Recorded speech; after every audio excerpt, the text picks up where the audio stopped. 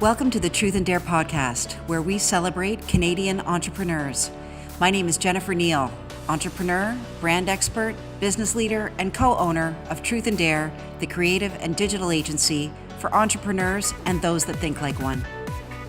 Have you ever felt you needed permission before you went out and did something?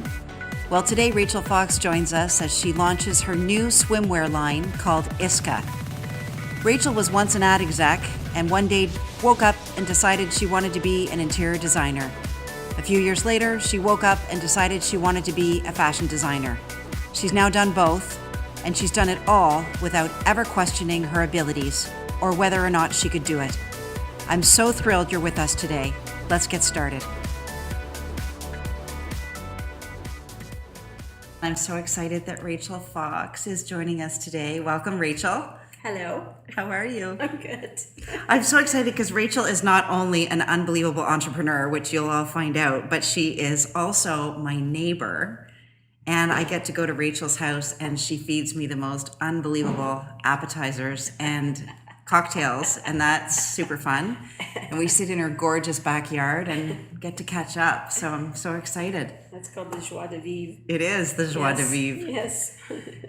So, Rachel, why don't you start off by telling us a little bit about you, home life, kid life, how old you are. We're interested in all that stuff. God, all the gory details. Yeah.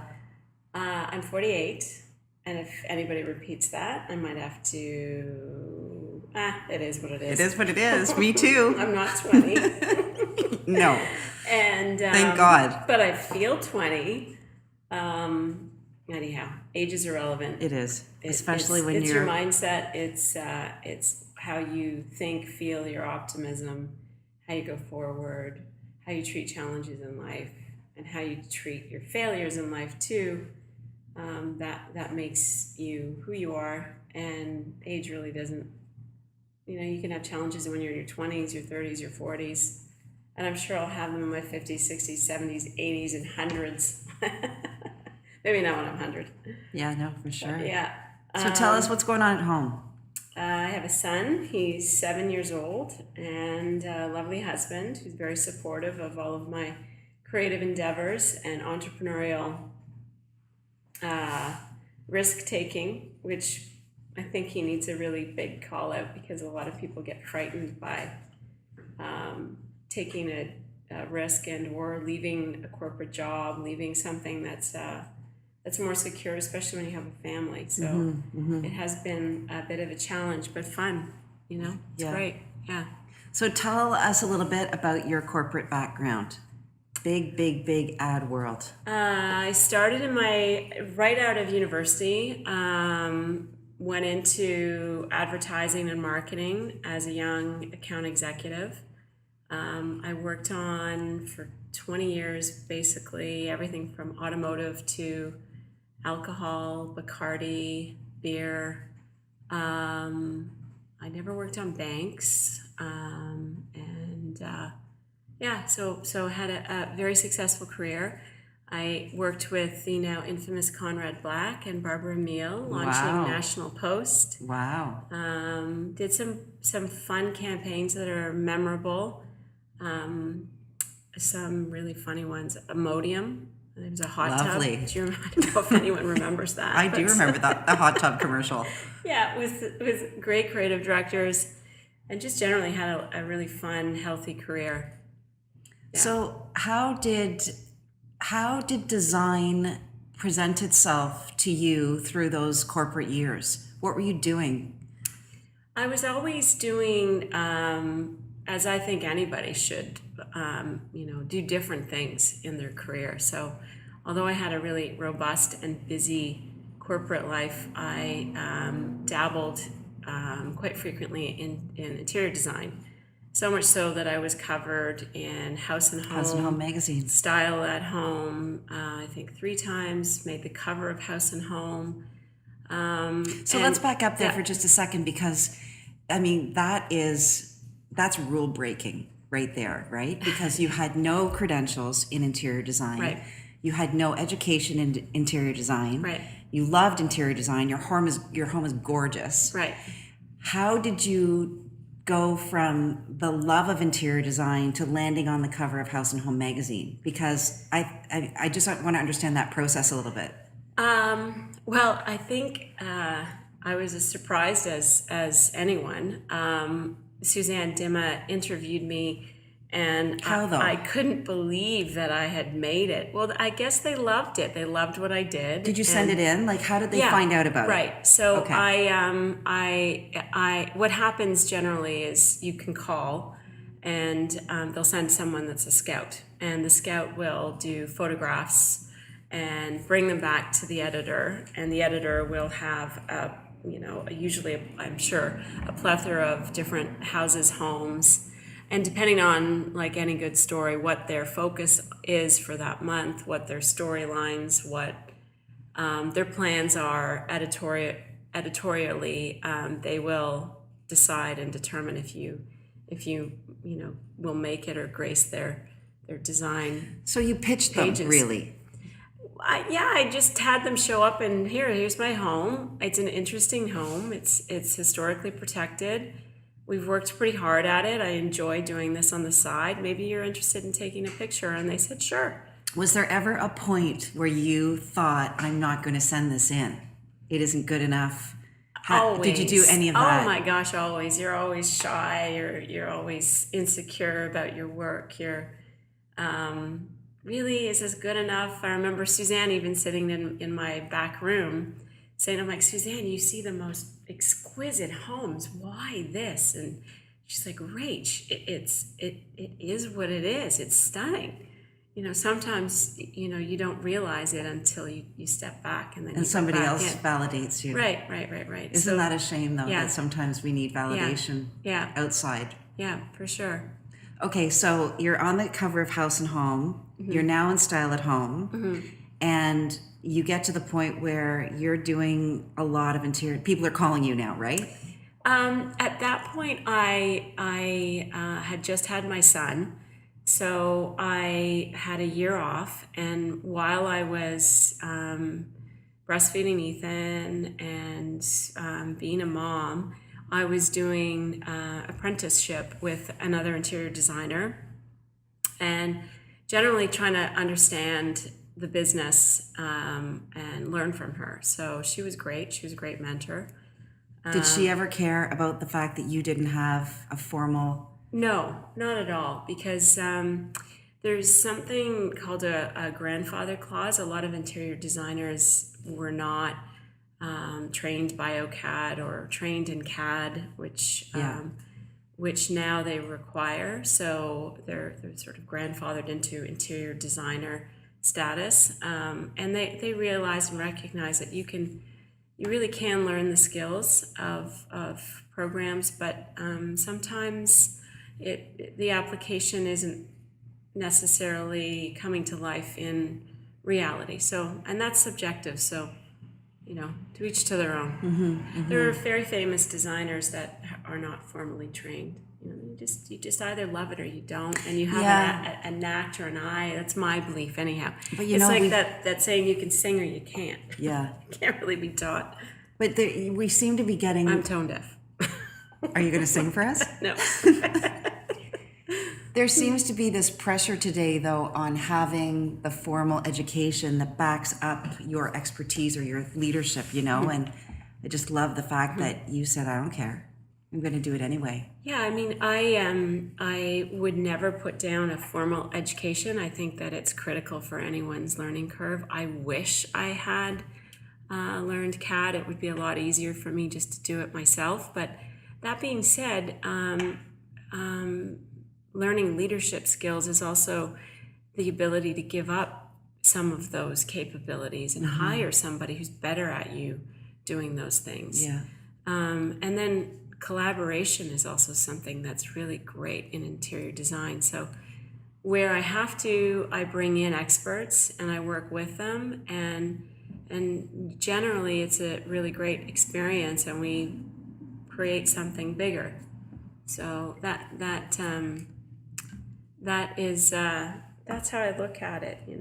Would I like to know how to do CAD properly? Sure, but it's not my focus. And it's not stopping you. No, nothing will stop me. So tell me help me understand how you left the agency world, what was going through your head, what you were working on at the time. How did that decision to leave everything stable, which I laugh at because Nothing is stable. No. You know, corporate's not stable, but No. you know, what was going through your mind? We trick ourselves into thinking that things are stable. Nothing is stable. I actually think entrepreneurship is more stable than anything because you can actually control your own destiny. I actually agree with you on that. I think if you have the drive and the passion to go after something, and you know you need to put food on the table, you need the lights on, you need clothes, you need heat. Like when you are desperate to make sure that you make those payments and you have a little infant, you will figure it out.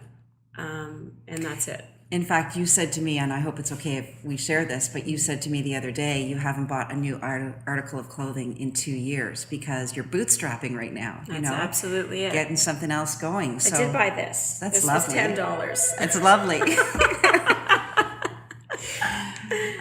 Okay, so you're still at McLaren McCann, and what's going through your head? So I was at McLaren. I went back after having Ethan, and against my better judgment, I wanted to leave, but the security of getting an income and not having an income for a year on mat leave, I decided, okay, I'll go back. But that was also under a bit of duress. I wasn't sure if they were bringing me back. There were changes. New people, somebody had come in onto my old account, just general corporate things that were going on. So I did it, and within a year, I was moved from lottery business onto General Motors and new business. I had helped pitch and lead the team to win Mark's Work Warehouse, which was a $50 million account, brought that in, and then shifted on to General Motors. General Motors was going through a really tough time at McLaren, and I thought, being me, hey, it's another challenge. Let's go for it. I can do this. Boy, was I wrong. That one was the beginning of the end of my career. It was an account where the center of Oshawa marketing had been decentralized and moved to Detroit.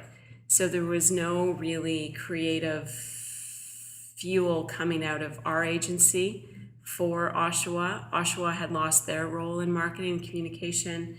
We were forced into adapting and picking up US creative. There were lots of challenges with that. We're the only country in the world that mandates 2 languages. US didn't understand that. It was literally the clash of the titans, and we as the agency people running it were in the middle of it, and found ourselves without a role. I found myself without a role. I found myself lost, and it started to spiral for me. And that's when I kind of remember driving up Christie, turning left onto Hillcrest, and thinking, "That's it. I'm going after my dream. That's it. I'm done." Like that. Just like that.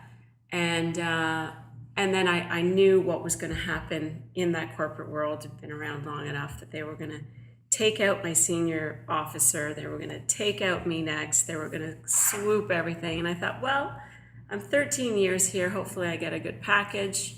I didn't. So that was painful.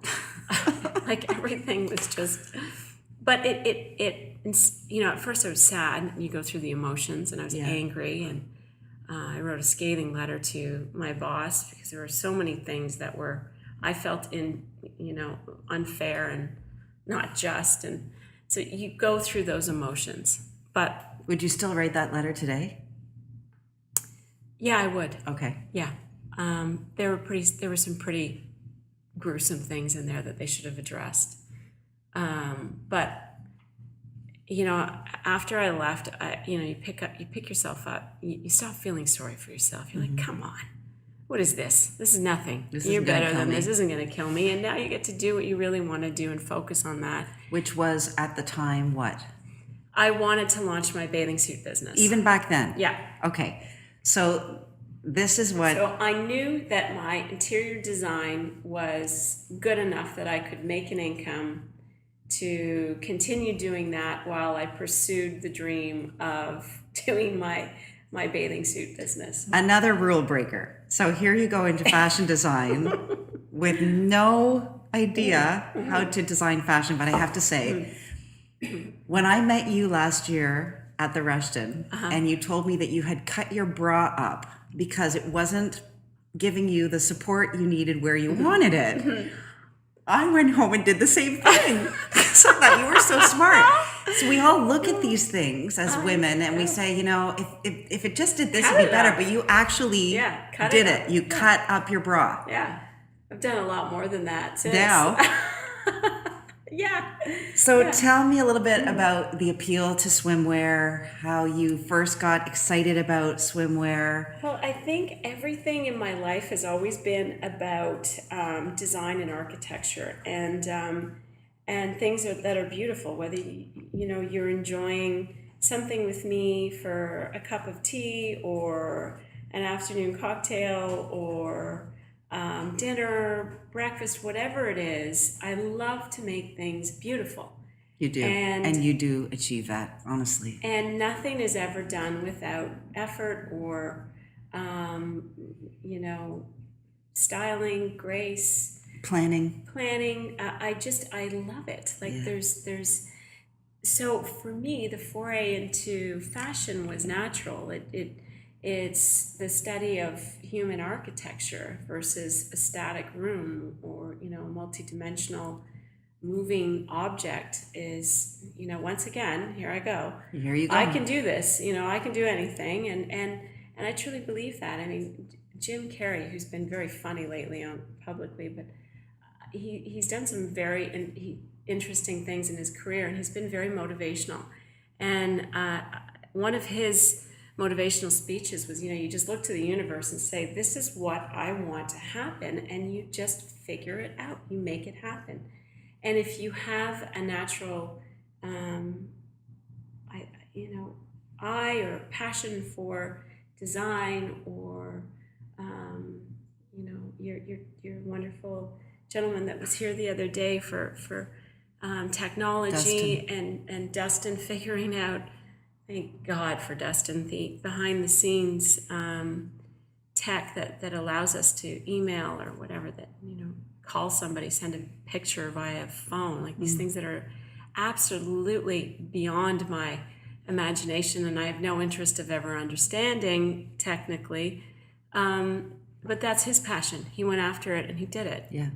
Did you, back to Jim Carrey for a second, you probably know this, but I was amazed when I found out that before he could get a gig, at any gig, right, he wrote himself a check for $10 million. That is awesome. So he wrote himself a check and he put pay to the order of Jim Carrey for $10 million, and in the subject line it said for acting services rendered.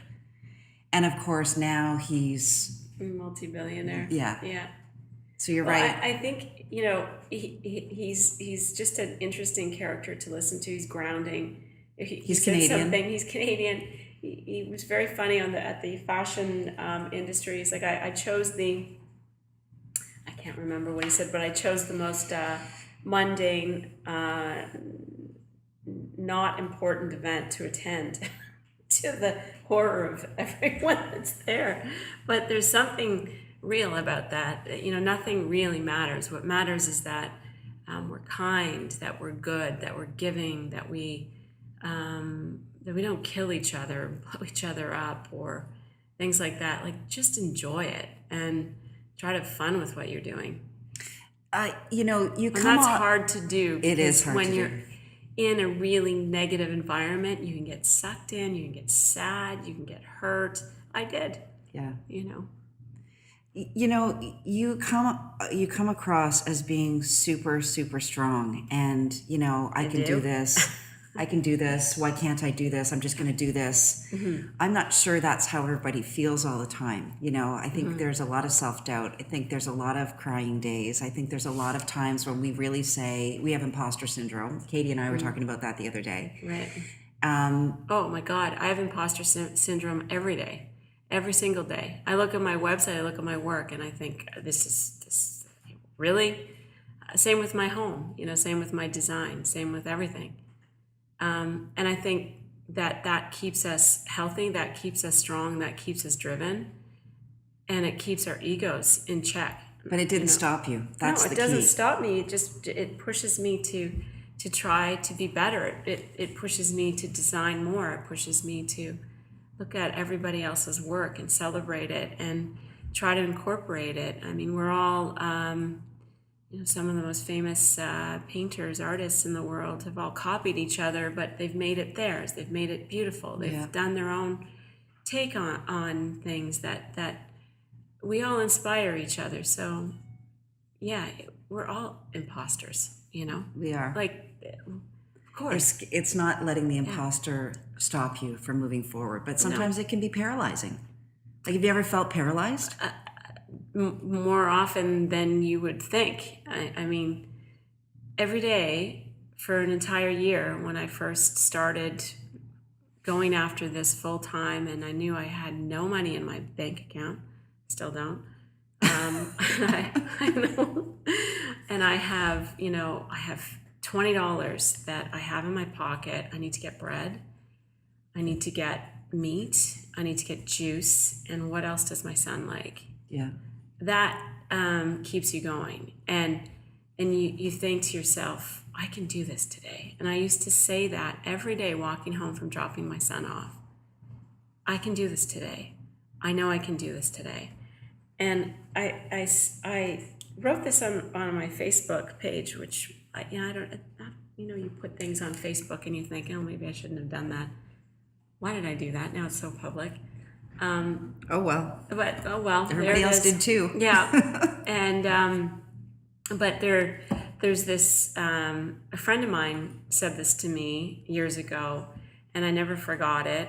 He was in the Army, and every day they would make you get up, and the first thing you did was you accomplished something, and that first accomplishment was making your bed. And then a famous colonel said the same thing, and it was a wonderful speech. It was empowering. I mean, I don't like the fact that it's about training people to go to war, but it is the human spirit. It's about perseverance. It's about how one person does something different and can make a change, and that if you don't, we're all doing something that's the same, and nobody's improving or changing the world. And I'm not saying that my bathing suits are going to change the world, because they certainly are. I think they're going to change the world of women. Well, I do. Thank you. Let's talk about that. Let's talk about the vision for the bathing suits. Okay. And before you tell us, I have to say that I think many women, most women, even the women that you think wouldn't worry about this, can tell you that trying bathing suits on is one of the world's most worst experiences we go through. We dread going. We know we have to go. And when I tried the samples on at your house back 2 months ago, every single suit slid on, and I would have bought, and I will buy, every single one of them. You could have them. Unbelievable. And the experience is unbelievable to me. So, well, it's been literally 3.5 years of trying to get my fits correct for our different body types. And not just different body types, though. The traditional, less than a size 6 body type, absolutely, right? Curvy, voluptuous, sexy, interesting bodies. Real bodies. Real They're women. not, and even my model is not, and I hate to say this, but an 18 or 12-year-old with no hips. I like hips. I have hips. I have a curvy figure, and I found trying bathing suits on more difficult than trying a bra on or underwear on, because it is our most revealing moment, other than being naked. Which generally you're not on a beach. Generally, some people are. Some people are. All power to those that can be. But for those that do want to have some coverage, it's a very difficult garment to make. And my friend Christys, I met with her 2 years ago. Two years ago, I was a year into it, and I was so dejected, depressed, about to abandon everything. And I sat across from her. I shared my story, and we both literally broke down in tears. She said, "First of all, Rach, you do realize that you've chosen the hardest garment in the world to make. It's not a shirt. It's not a jacket. It's a piece of clothing that's contouring to the body, that's supporting where you need support, that's easing where you don't need it to be tight. It's incredibly challenging." And I'm like, "I know, I'm there." And she said, "I know exactly where you are. You're where my partner and I were about to abandon Smythe jackets. We were drinking a bottle of wine, and we had a bad bag of prototypes, which is literally what I had after all this time and effort and money. But she said, you have to keep going. You are 90% there. Your work is beautiful. You're there. Just don't give up." And I cried because of her, because I didn't give up. Mm-hmm. She was that point where I'm like, okay, she's pretty important in Canadian fashion, and Absolutely. she's made the most magical, stunning jackets that have an identity worldwide. And her jackets are very complex. There are many pieces in her jackets that nobody would understand. And the tailoring and detail in this. How did you get a meeting with her? I asked a friend who knew her if it would be okay for her to reach out and Connect you and get an interview with her. So she did. And again, it's just one call after another. Just ask to see people. I think that, again, don't be frightened, don't be embarrassed, don't be shy. They can say no. What's the worst thing is that they say no. Yeah. And Lord knows I've had so many doors closed on me in the past 3.5 years, but where the door closes, another one opens. And do you remember that now when you feel like you're failing? Like, do you Yeah. in your head actually go through the process of saying something else will open up? I know this is yeah. meant, this might not be meant. Are you able to Yeah. actually process that? Yeah, I mean, I had an investor who was offering to provide me a very large sum of money, but he wanted 70% of my company. He wanted That's a lot. a lot. I had 30%. We switched it, and he still wanted complete control, which was an unprecedented business deal. Thankfully, I had a wonderful lawyer who was guiding me through it, and I let the deal go. I said, no, I know this is an easier route. I know I would be a lot better today financially and not near bankruptcy.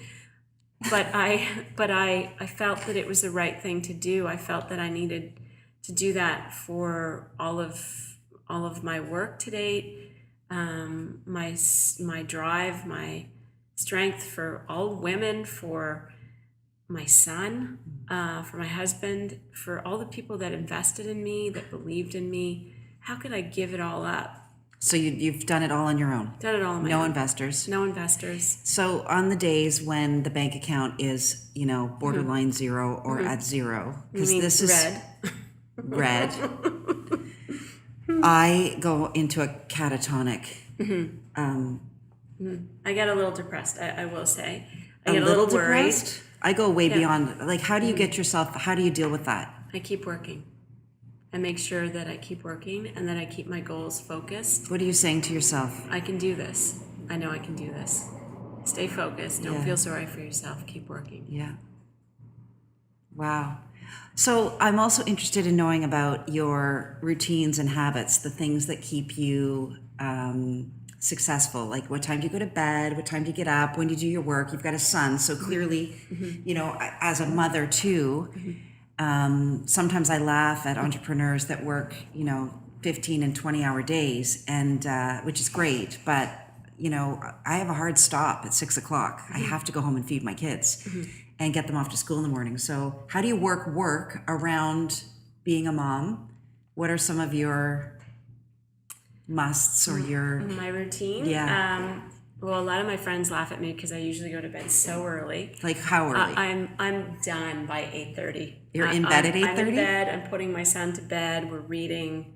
We're having quiet time, and by then I'm just absolutely spent. So are you I'm out. Are you sleeping at that point? Yeah, I'm okay. out. And then I'm up usually anywhere between 4 a.m. Last night I was awake at 1 a.m. and I forced myself to go back to sleep. It was a little nuts, but I'll get up. And then that's my quiet time to work. And because my tech team is in the other side of the world, it's actually great. So I can get all of my technical website work done, give them feedback, comments, while they're still in the office. And that part of my day is done. My son will wake up at 7 a.m. By then I've already had a coffee. I'm ready to get his breakfast ready, get him off to school by 8:30. We're walking out the door. By 8:45, I'm back home, and I'm responding to all my interior design questions and starting the day. And then I have usually a set number of meetings with interior design until I have to be home by 3 to pick up Ethan. And then it's Ethan time. So Ethan from 3 until the end. So my day is really 4 a.m. until 3. Wow. So, yeah. And what are you doing to stay fit and healthy? How are you keeping your brain healthy? I used to be way more active, and I used to be working out at least 3 times a week. That was expensive, so I had to give that up with I get that. trainers and gyms. I get that. So my workouts are really walking and making sure I'm active with Ethan. Yeah. Making sure I'm not eating, poorly, which is hard to do too. Yeah, especially with kids. Yeah, you want chicken fingers and fries again? Okay, I'll try one of those fries. It's hard, but yeah, just less is more. Rachel, tell us where you're getting your inspiration. What are you reading? Who do you follow? What blogs do you regularly keep an eye on? Where do you get your inspiration? I get my inspiration from everywhere. Anything that's design focused. I get multiple emails from Architectural Digest that I absolutely love. That you subscribe to? Yeah, I subscribe to. And all of my interior design magazines, House and Home. Good Canadian titles. Yeah, absolutely. Style at Home, Style House at at Home. I love Elle Decor. I'd love to be on the cover of Elle Decor at some point. And Vogue Italy, Vogue, all sorts of European magazines and influences I find just amazing. So all of those are part of my design world. And then from a fashion specific blogging, there's a few. There's Blog Lovin'. I follow all of the online e-commerce sites like Shopbob. What else? Pret-a-Porter. And then some of the largest e-commerce swimwear sites. I'm always looking at what my competition is producing. And I've signed up for all of their emails, so I get all of their advertising. So. Do you find when you're watching your competition that it inspires you, or that it that influence? Yeah, like do you ever find like you're looking over your shoulder? Oh, it's completely intimidating. Everything is, absolutely. But you have to take that intimidation as a challenge and see what you can do that might be different or better in your own humble opinion. I mean, design is an aesthetic that's subjective. So the eye is in the beholder, really. For sure. Yeah. So you have to take it as it's a bit scary, but that fuels my passion. and drive. You're crazy. I am crazy, yeah. And speaking of crazy, I think one of the other things that's worth noting is that you battled cancer Yes, I did. and came back and survived. And, what a crazy challenge as well that hit you. When was that? That was 10 years ago. I was diagnosed with thyroid cancer, and actually it's longer. It's 13 years ago now. I was diagnosed with thyroid cancer. I was at my office and found a lump on my neck, and it was a bit odd. Any lump on your body, you should go and check out immediately. And I went in, and they basically said, "You're fine for now, but let's keep an eye on it." And I felt like it was getting bigger, and it was getting harder, and I could see it, and it scared me. So of course I went back, and sure enough, 2 surgeries later, I had a partial thyroidectomy. Then they found that part of my thyroid was riddled with cancer, so they took the other side out, and then I went into 6 months of treatment. They basically make sure that you don't have any thyroid left in your body, and then they nuke you with radiation. So I was very sick. I was very ill, to say the least, and it was a really horrible experience. But we have thankfully very good medical professionals that can help us through these hard times. Yeah. And then when you do survive and you come out the other side, you realize that nothing really can stop you, and nor should it. Right. And you want to enjoy everything. And that isn't necessarily something that I had immediately after survival. It was a couple years that took me for that to sink in. I think I was in a little bit of denial afterwards. And shock. I was a young woman, so to have that happen to me, a very healthy and really active person, was really devastating. But when everybody was crying, I was telling them as I was going in to have my radiation treatment and go into isolation, because what happens is you're a nuclear reactor and you're a threat. So I couldn't be within a certain number of feet between people because I was emitting radiation as I was being treated.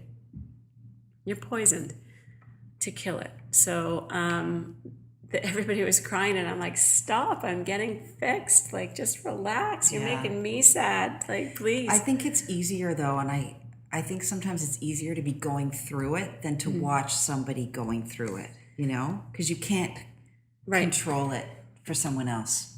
Right. Having been on both sides, I completely agree with you on that. Yeah. Now that I have gone through it, and friends that, a very close friend of mine just went through breast cancer treatment last year, it made it much easier for me to be there for her than others, because she could tell me things that I only knew. It's a club you don't want to belong to. Right.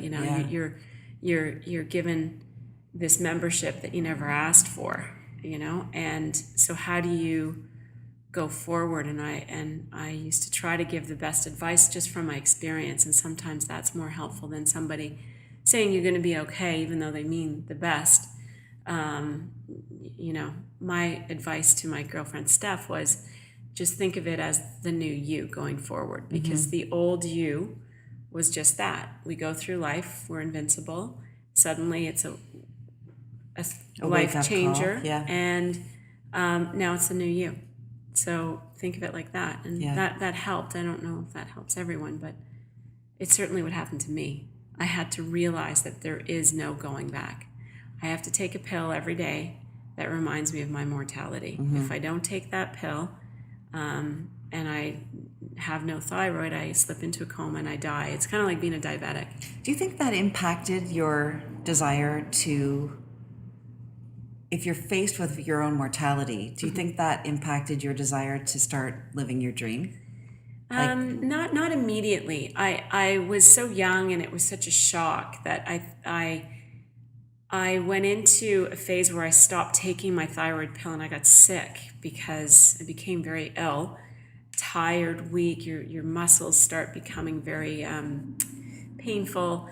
And I realized that at that point, 4 months after I'd gone through all of this, that I am not invincible. This did happen, and smarten up. So I focused on only what I knew then, which was my corporate job and how to be the best that I could be there. Right. And I did that for a number of years, and then decided it was time to have a child. I felt that my system didn't have radiation in it. They gave me a year after I went through it, and then they said you can try to have children. But I said, I think I want to wait a little bit longer. I'm a bit nervous. So I did, and finally I was 39, and I immediately was pregnant, and I had Ethan.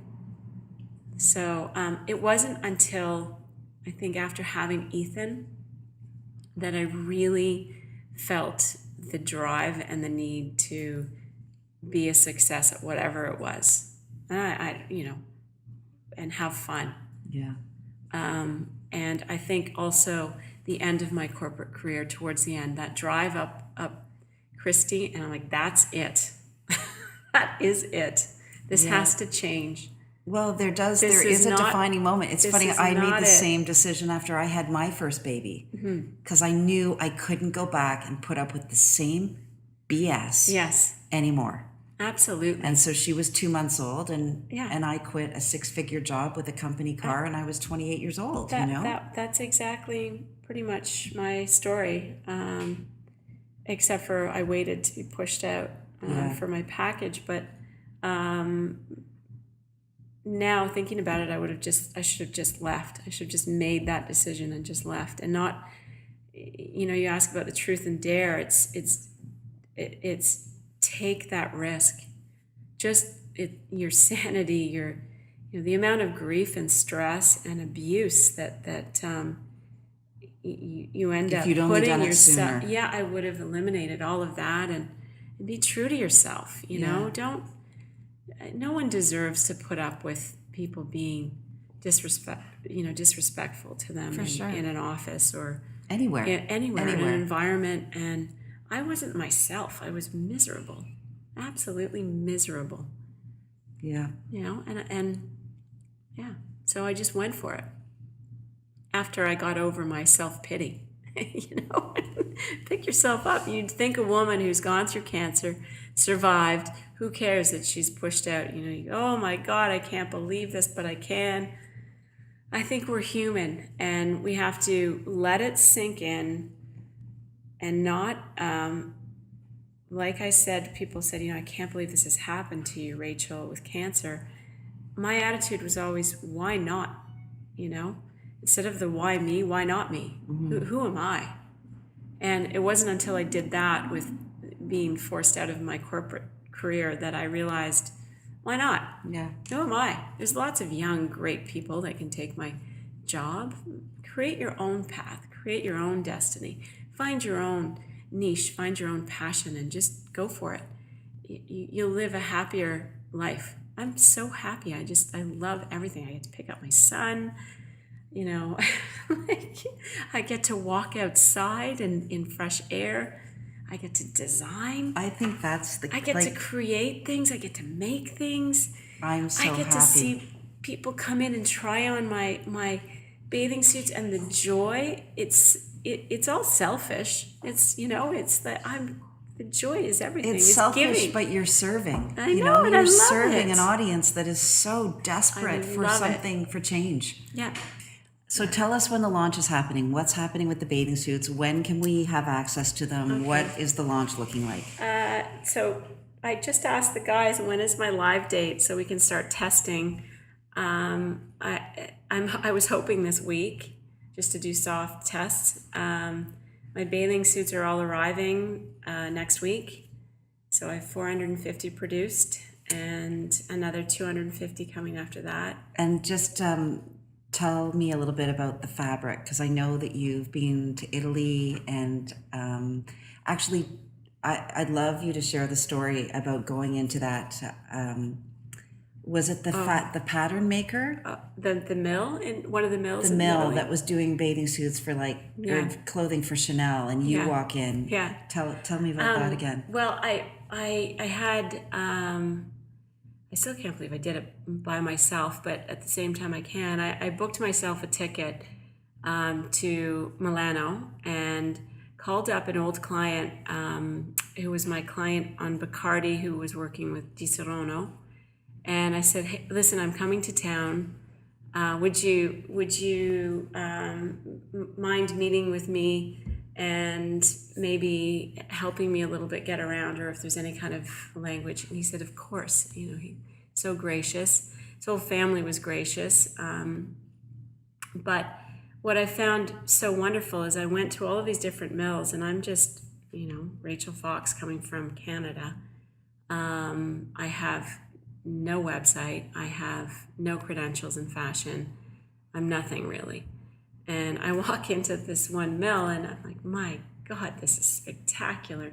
And they took me on this wonderful tour around where they were milling the most stunning silks. And he said, well, you do realize that this is the mill we do for Chanel and Gucci. And I'm like, oh my God. Oh my God! And you're seeing me, and this was actually universal for most of the places that I had chosen, and I had done my homework ahead of time and researched and tried to understand and asked Stefano, who was my contact in Italy, to help me understand if I had interpreted the information correctly. A lot of these places are Italian only, really, except for some that are dealing globally with shipments. So the last place that I landed was the place that I chose. And I sent a very lovely lady, Giada Gotti, a note. And I said, thank you for being so respectful to me and sharing and touring around. And the same gentleman who took me through the silk and fabric mills for Chanel. And they both responded with open arms and said, listen, our fathers did this. Our great-grandfathers did this. These are ultimate craftsmen and women. And they taught us always to be respectful of anyone who walks in that door.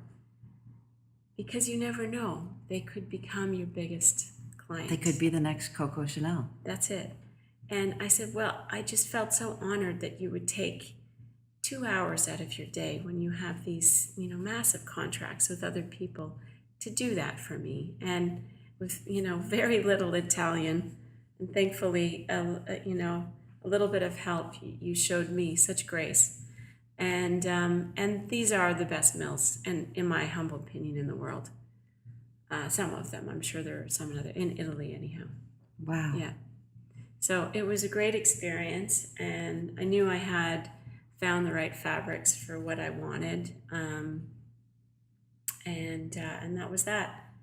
Yeah. So any day now, where can we find ISK-KA? Where can we find you? Are you on Twitter? Are you on Instagram? Where can we find you? I am on Instagram. ISK-KA? ISK-KA. Look for IIS-KA, right? And I'm on Facebook. And we're about to just start feeding our Instagram and Facebook with some of our images from our last shoot. And where was your shoot? The last shoot was in Toronto, in Rosedale. At one of the oldest pools in Canada. Really? Yeah, it's residential. Residential. It's a hidden little gem, and it was stunning. So. It's over 150 years old. Wow. Yeah. And before that, I know you did a tropical shoot. Where was that one done? That one was in Miami. Wow. Yeah, that was fun. And we rented this boat. I said, we need a sailboat. We need to be on a yacht. This is, how can we not have these stunning bathing suits and not be on it? So did you rent the boat, the captain? So I rented the boat, the captain, the whole deal. Did you take a stylist with you? I didn't have a stylist on the Miami shoot. It was just me. We had a stylist on our last shoot. And you can tell because we have lots more. We have accessories. More accessories. And the model. And how'd you get the model? The model, I searched tirelessly for the right model. I didn't want, I wanted the right fit. I wanted a fuller figured, real woman. Yeah. And she's beautiful. She's from North Dakota, and she's gorgeous. So we kept in touch. So I phoned her and asked her if she would be willing to shoot again in Toronto, and she came down and said no problem. Yeah. Isn't that great? Yeah. Wow. Yeah, she's a really big fan. So I just worked my way through everything, and the boat, I wanted to tell you that ironically the boat that we found in Miami was the same boat that Hope Renfrew did their full photo shoot for their issue that year. Did you know that before you booked it? No, and then the captain's like, well, Hope Renfrew was just here, and then I saw Hope Renfrew's full expose on the boat. I'm like, that's the boat. That's unbelievable, because they could be carrying your suits in I know. I hope they do. Not too distant future. I really hope they do. Wow. Yeah. So I guess to wrap up, I love the whole part about just inspiring other people that, like us, have those doubts, have those dark days, have those empty bank accounts. Mm-hmm. What would be your biggest piece of advice to anyone that's either thinking of, making the plunge into entrepreneurship, or has already made the plunge and worried whether or not they should stick with it? Mm-hmm. Because this is the Truth and Dare podcast, what would your dare be to them? Well, I would say dare to try. Dare to lose your fear. Don't worry about money. Money will find its way. You'll find a way. If you really want something, you can do it. And be true to what you want. Be true to your dream. Be true to your vision, and never give up. Just go for it. And don't be afraid to make mistakes. You're going to make them. They're going to be costly. Mm-hmm. Learn from your mistakes and pick yourself up, and don't have self-doubt where you can. Just carry on. Just stay true to your vision. And when it's really bad and you don't think you can carry on, remember why you did it, where it came from in your heart, in your brain, and nothing will go wrong. Really, just trying is already success, in my opinion. It is, and we forget that. Yeah, just try. And if it leads you into a different path, how fun.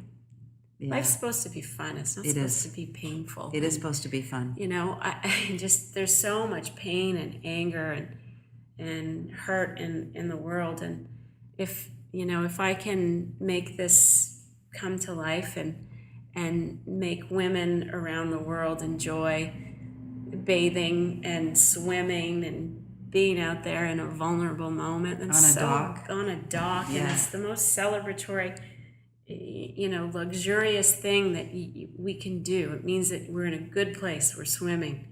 We're in a happy place. And hopefully I have the bathing suit that meets that moment. I think you do. And if I could fast forward into the future, I think that your brand is going to be right up there with the Smythe Girls and, with other classic Canadian brands. I'm so excited for you. Thank you. Thank you for coming today. Thank you for sharing your story. I love you to bits, as you know. I love your suits. I love you too.